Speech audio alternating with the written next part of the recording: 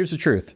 You can't control another person's emotions, but you can control how much power their emotions have over you. Today, I'm going to teach you how to stay in control even when the conversation turns emotional. All that and more coming right up. Welcome to the Jefferson Fisher Podcast, where I'm on a mission to make your next conversation the one that changes everything. If you enjoy learning tips to improve your communication, I'm going to ask you to find the button where it says subscribe or like or heart, wherever you're listening, and click it. And it's a promise. It's a promise by me to make sure that I continue to deliver good quality content. And if you listen to this episode and if you subscribe to this podcast, I will make you a better communicator. And that is my promise. Thank you so much for listening. This episode is sponsored by Cozy Earth. One thing I love about Cozy Earth are their bed sheets.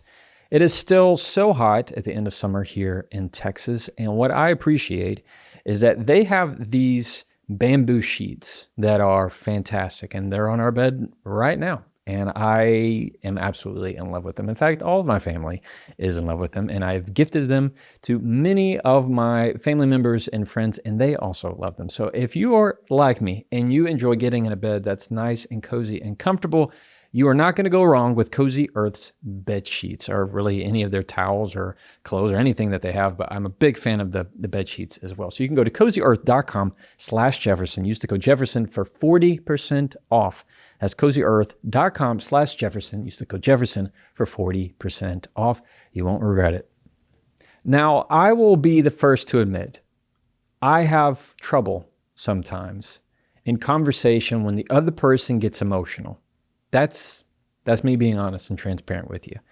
If somebody is getting really emotional, whether it's anger, meaning they escalate in anger, or maybe they're really sad and they're crying a whole lot, or maybe they feel really closed off, or they're having big emotions, that's hard for me to process sometimes.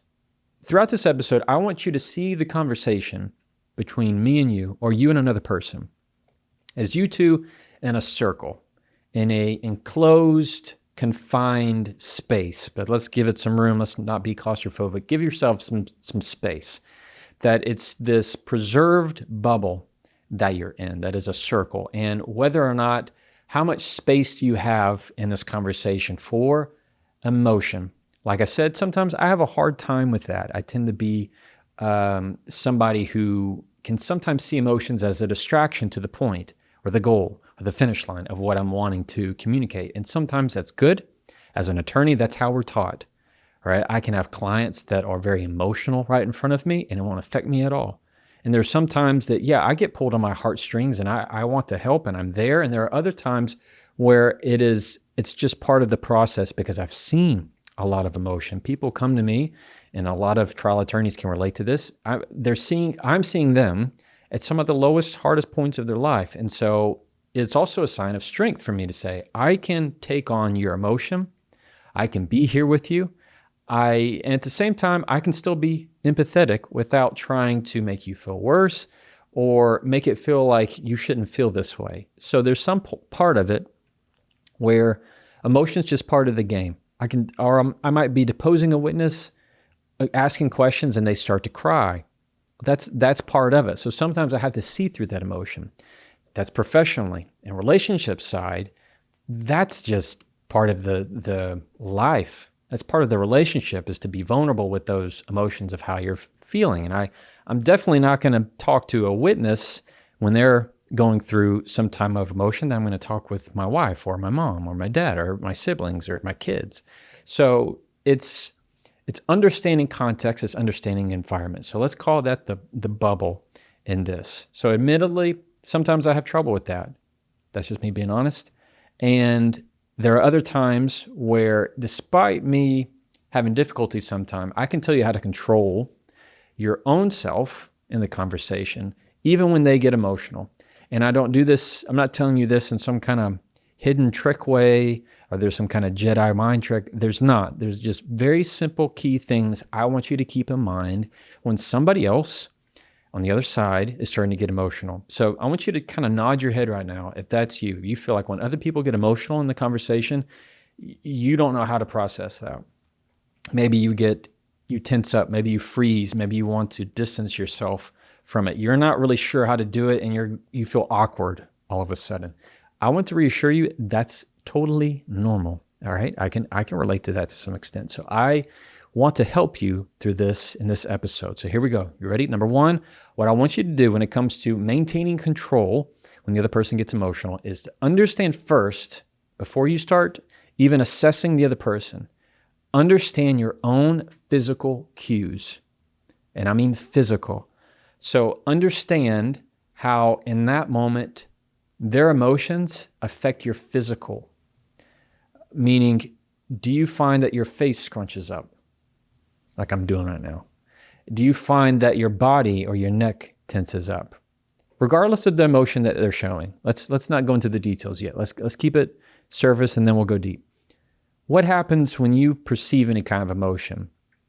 Because most of the time, whether it's happy or sad, we still have a physical reaction to it from whatever emotion that they're showing. So maybe you scoot away.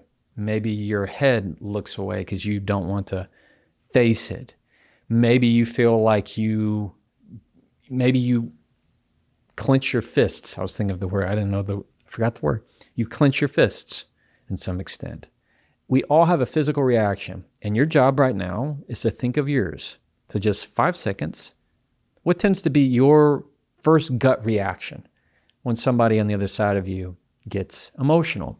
For me, I find that often it's difficult for me to keep eye contact with them because I don't want them to feel that they're on the witness stand or they are on this pedestal or all eyes are on them. And sometimes eye contact makes it harder on the other person. So maybe I might avoid my eyes. Sometimes I can shut down. In other words, I'm going to distance myself a little bit because I don't want to be maybe too strong in the conversation. So that tends to be sometimes that happens. Somebody gets really, really emotional in the conversation. And it also depends, which I'm hearing you saying right now, is Jefferson, it depends what kind of emotion they're showing.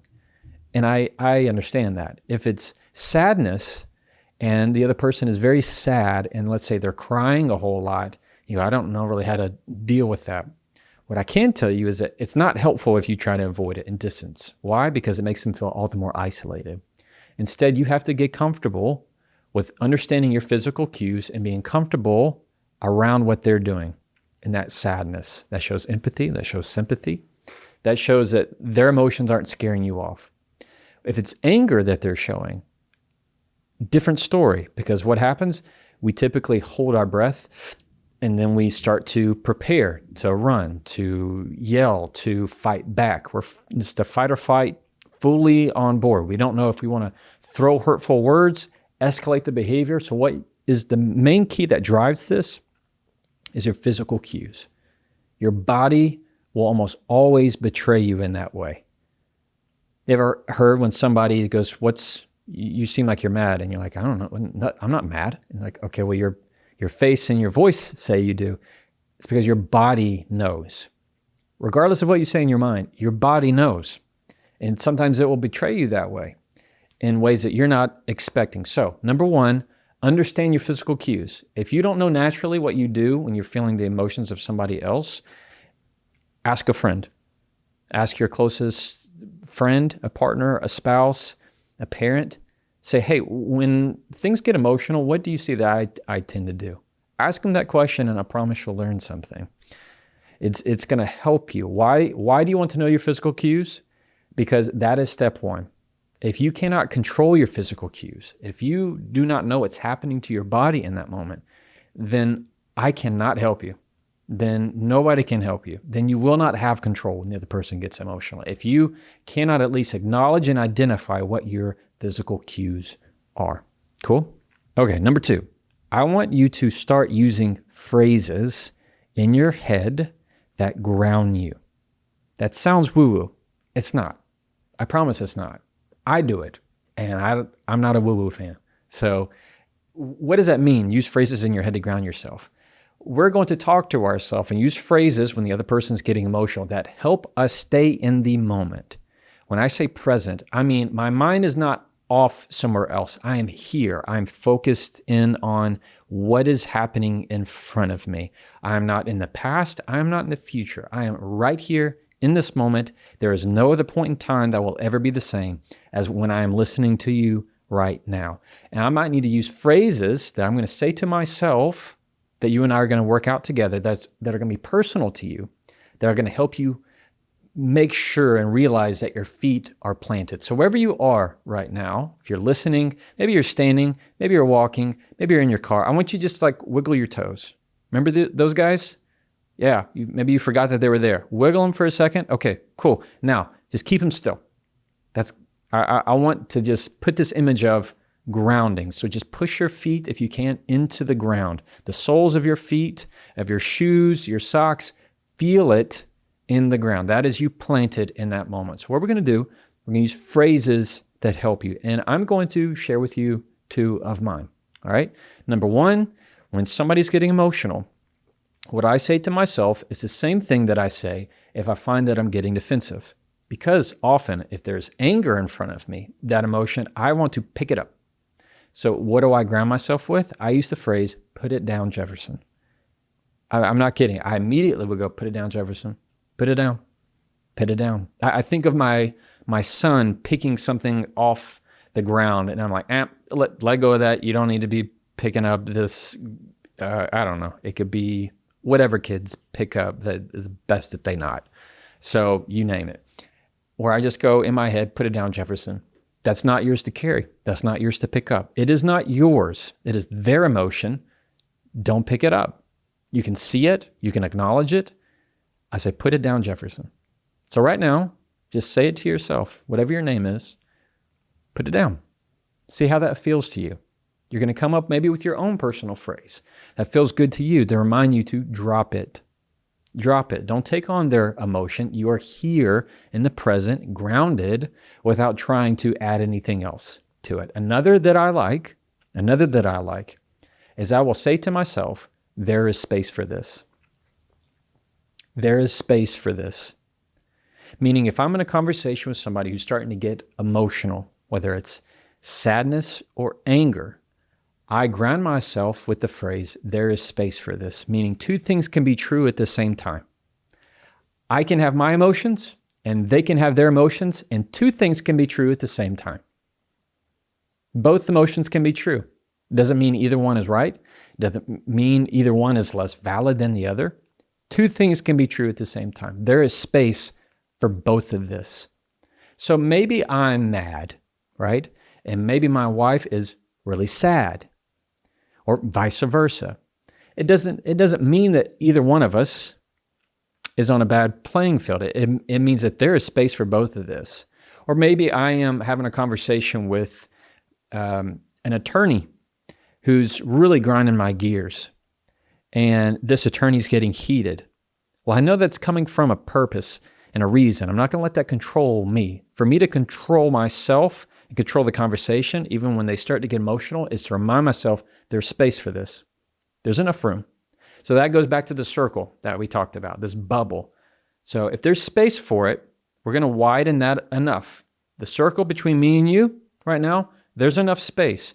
If there's not, then we have to widen our circle. That means if there's not enough space, it means that bubble doesn't include both of us. It only includes me. And if that's the case, then that's a conversation we're going to have to rethink from the very beginning, because that's a conversation you don't really want to be in. And that's a conversation that the other person doesn't deserve you in. So, because that's not a 2-way connection. You feel me? So when you are both in the bubble, the circle of communicating, it's okay for you to ground yourself, to make sure you have control, to say, there is space for this. Those are 2 of my favorites. Now, you can make any phrase that you want. That's totally up to you. Totally up to you. A phrase that's going to ground you. There's no right answer. There is no wrong answer. It is simply a reminder of, I am here. This emotion is valid, or this emotion I see, this emotion I observe, rather than taking it and knitting it into a sweater and then putting it on, deciding that that's now your emotion too. And you're going to get worked up about it. All right? That's how to continue to maintain control even when they get emotional. Now, before we keep going, I want to take a second to tell you about Monarch. Now, if I had to guess, as all humans on the planet have this issue, we sometimes aren't really sure where all of our money is at any given time. How much money is coming in, how much money is going out. You know that you're paying bills, you know that you're trying to make ends meet, and there may or may not be a retirement account somewhere, and it's easy to just lose track of it all. Because why? Life. That's why life happens. And what makes life easier and a lot less anxiety inducing is knowing where your money is going. That's where Monarch comes into play. They have this online system, whether it's your laptop or your phone, that you can just link your accounts and see all of your money all at once. It's this beautiful dashboard. There's no juggling any apps or any kind of weird software. It's easy to see all at once and gives you a big peace of mind. And plus, what I really like about it, obviously, is that it makes conversations about money that much easier, whether it's your partner or spouse or financial advisor or whoever. It makes the conversations a lot more certain and a lot easier. And for you listening right now, Monarch is giving you 50% off your entire first year. So don't let financial opportunity slip through the cracks. Use code Jefferson at monarchmoney.com in your browser for half off your first year. That's 50% off your first year at monarchmoney.com with the code Jefferson. And now, back to the episode. Number 3, what I want you to stand in line with here is that even when they get emotional, there is a boundary. There is a boundary. That is a boundary that protects you and where they don't really have to do anything. So that means if they're starting to raise their voice, and this really goes for things that are negative. In other words, it's anger, it's rage, it's frustration, irritation that they're trying to put on you. They're trying to color you in those emotions. When that kind of thing happens, you put up a boundary with that. What I mean is, first off, we're not going to mirror what you see. If they start to get angry, we're not going to mirror that. If they start to raise their voice and their level is at a level 6, that doesn't mean you're going to see it as a competition and raise it to level 8. That's not maintaining control. That is simply giving away your control. That means the louder they get, the more steady your voice will be. That means the faster they go, the slower your voice is going to sound. And I promise you, you will always sound more in control of that conversation than the other person. What happens is they're going to eventually regulate to come back down. So how do you maintain that boundary? Here's some phrases that I like. One is I set up this framework that I do not X, Y, Z. If you continue to X, Y, and Z, then this is the end of the conversation for me. For example, I don't respond to somebody who's yelling at me. If you continue to yell and raise your voice, this is the end of the conversation. Simple as that. Simple boundary. Now it's if they want to continue to talk, now they know the rules of the game, the rules of play. I don't respond to disrespect. If you continue to talk with me in that tone, this is the end of the conversation for me. That's still a boundary. Every bit of a boundary. You can still be there for their emotions. You still can be there to observe them, but also maintain your own sense of self-worth and self-respect, making sure that doesn't get diluted or watered down. Another that I really like is I'm willing to talk, not be talked over. Or I'm willing to talk, and I'm not willing to talk like this. That's one of my favorites. Because what I'm doing is I'm using and, not but. This is how my weird brain goes. So if I say, I'm willing to talk, but not like this, that but deletes I'm willing to talk. I think it's stronger, my professional opinion, of I'm willing to talk, and I'm not willing to talk like this. So it's very clear of what I'm willing to do and what I'm not willing to do. And you can shorten it however you like. I'm not trying to be super nitpicky. It's going to be whatever is right for you. Maybe you want to say, I'm not comfortable continuing to talk like this. If we continue to talk this way, I'm going to need a break. I'm going to need a timeout. Those are boundaries to protect you. So even when they start to get overly emotional, that is you maintaining control in the conversation. They're short, they're simple, they are there to help you. And if the other person abides by them, they're also there to help the other person as well, no matter what emotion tends to bubble up on the surface. So when somebody's getting emotional in the conversation and you're not really sure what to do, what did we talk about? Number one, you're going to maintain and understand and identify your own physical cues. What is happening to you and your body? Your body will drive the train. Number two, you're going to find yourself grounding in that moment, staying planted and present by using phrases that help remind you to do that. Like, there's space for this. Two things can be true at the same time. I can be mad and they can be sad, and that's okay. Three, don't let yourself be walked over. If you need to, hold a boundary. Do not let their emotions all of a sudden become your emotions. Don't let them just take a stamp and stamp you with them and say, you have to also be upset if I'm upset. I've seen that too sometimes in people who, in relationships, they feel like, I just want you to argue with me. I want you to be mad like I'm mad. They want you to show some kind of emotion to see if it's, to feel something. Be very careful with that, because often that's just a manipulation technique. That's a technique they want to self-soothe in some way because they are dependent on your match of emotion that may or may not be healthy for you. I'm not saying that you have to be somebody who's closed off and you totally shut them out. That's not what I'm saying whatsoever. At the same time, I'm not saying that you have to be someone of just because they're mad, well, now you have to be mad. That's also just as unhealthy. So watch out for that. All right, go forth and go do good things. As always, you can try that and follow me.